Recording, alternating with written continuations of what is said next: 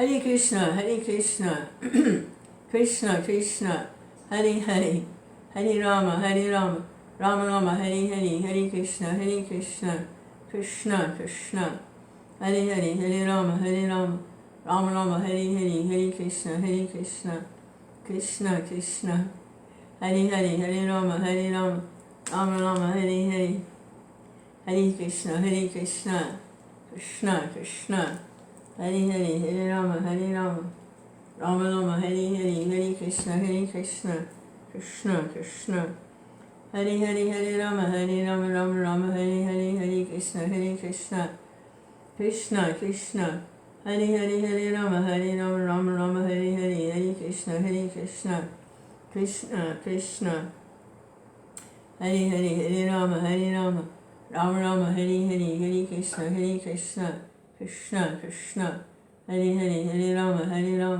Rama Rama, Hare Hare, Hare Krishna, Krishna Krishna, Hare Hare, Hare Rama, Rama Rama, Hare Hare. So easy to get caught up in the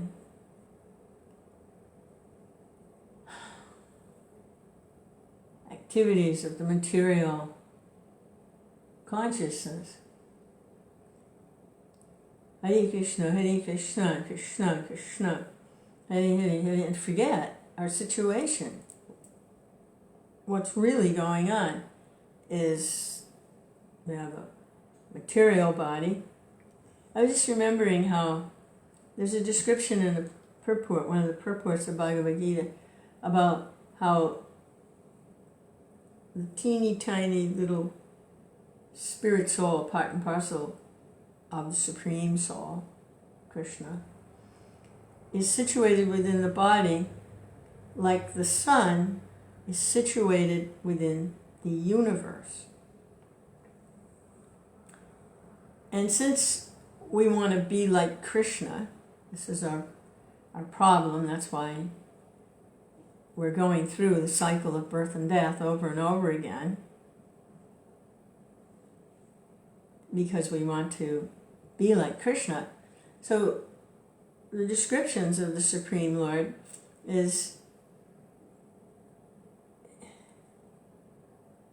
he's the center of the universe, of the creation actually, and then also the center of every universe as Garbhodakshai Vishnu, and then seated within the heart of a living entity as Kshirodakshai Vishnu. So it's like our body is like a universe, and we're the center of that universe.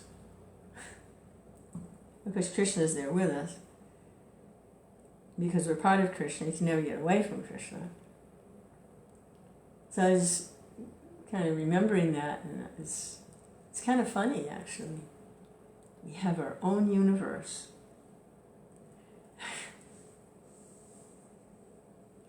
Hare Krishna, Krishna Krishna. We got upper planetary systems and lower planetary systems. And we're the controller of the universe, although we don't even know how we're digesting our food or growing our hair or anything. We're complete ignorance. But we're the...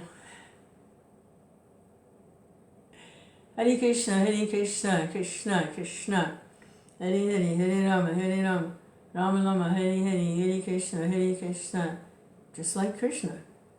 Hare Rama, Rama Rama, Hare Hare, Hare Krishna, Krishna Krishna, Hare Hare, Hare Rama. And our energy pervades this entire universe. The difference is Krishna's energy pervades all the living entities who think they're universes of one form or another. But we only know this one universe, and we don't even know it totally. We don't know nothing really. But we're working on it. Our scientists are figuring out this universe and beyond. I mean,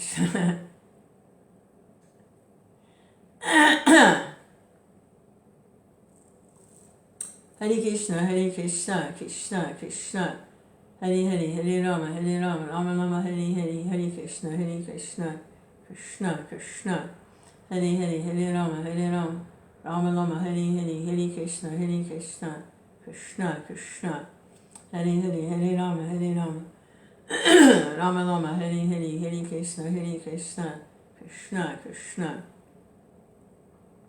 Hare Hare, Hare Rama, Rama Rama, Hare Hare, Hare Krishna, Krishna Krishna, Hare Hare, Hare Rama, Rama Rama, Hare Hare, Hare Krishna, Krishna Krishna, Hare Hare, Hare Rama, Rama Rama, Hare Hare. Okay, drum roll, trumpet sound, 2 rounds. All right. And something to help stay focused here. Reading from the introduction to Bhagavad Gita by A.C. Bhaktivedanta.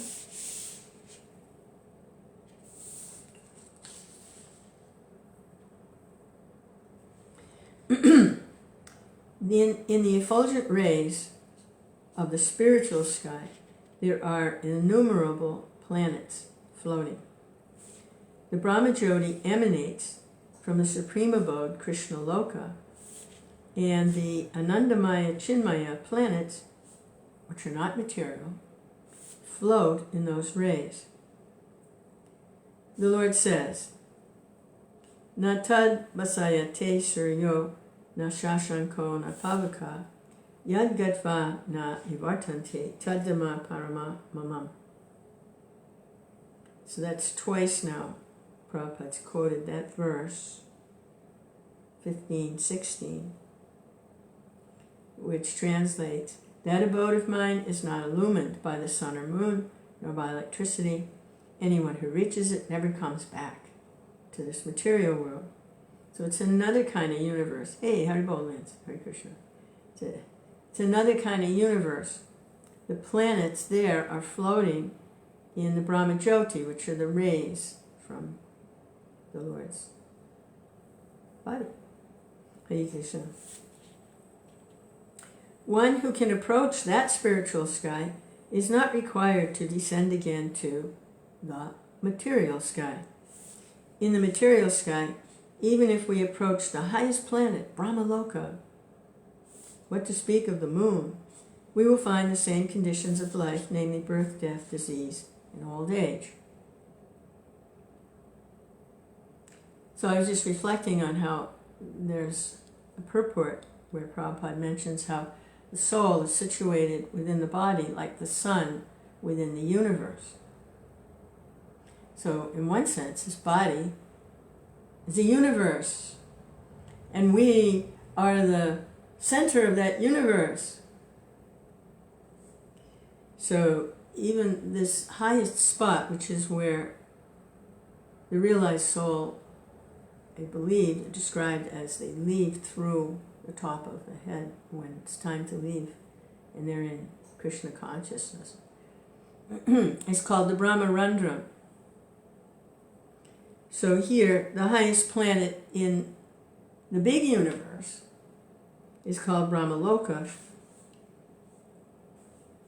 and no planet in the material universe is free from these 4 principles of material existence.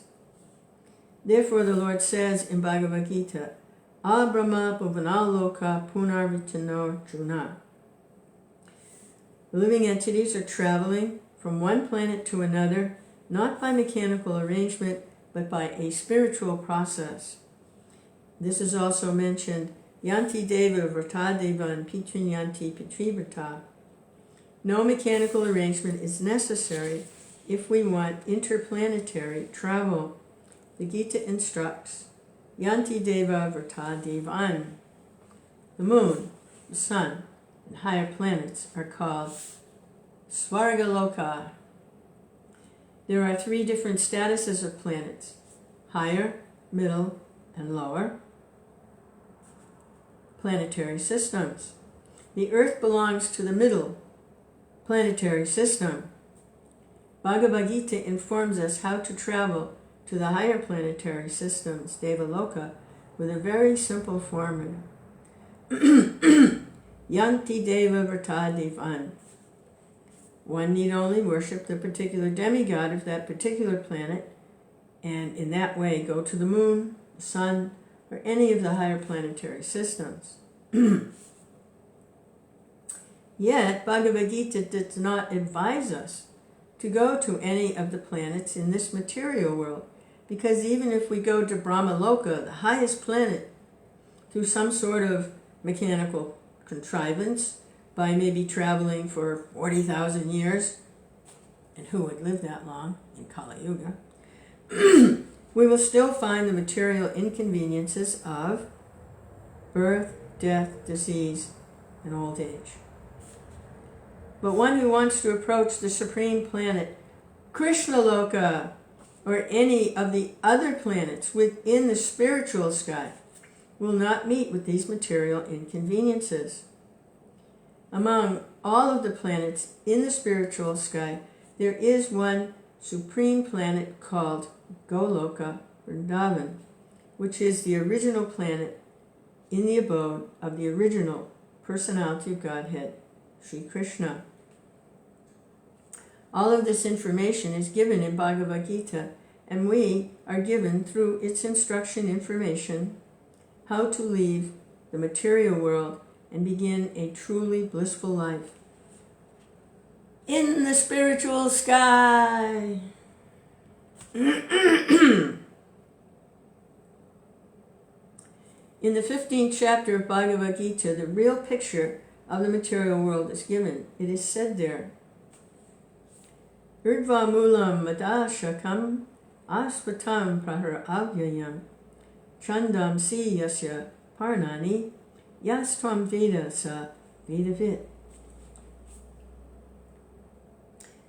The Supreme Lord said, there is a banyan tree which has its roots upward, its branches down, and the Vedic hymns are its leaves.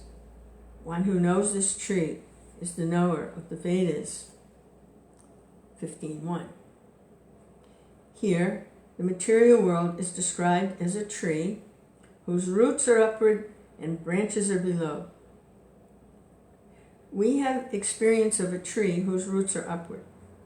If one stands on the bank of a river or any reservoir of water, he can see that the trees reflected in the water are upside down. The branches go downward and the roots upward. Similarly, this material world is a reflection of the spiritual world. The material world is but a shadow of reality. In the shadow, there is no reality or substantiality. But from the shadow, we can understand that there is substance and reality. In the desert, there is no water, but the mirage suggests there is such a thing as water. In the material world, there is no water. There is no happiness. But the real water of actual happiness is there in the spiritual world. Okay, Hare Krishna. Stay focused. Hare Krishna, Hare Krishna. Jai, Haribol. Have a great day. Jai. Hare Krishna.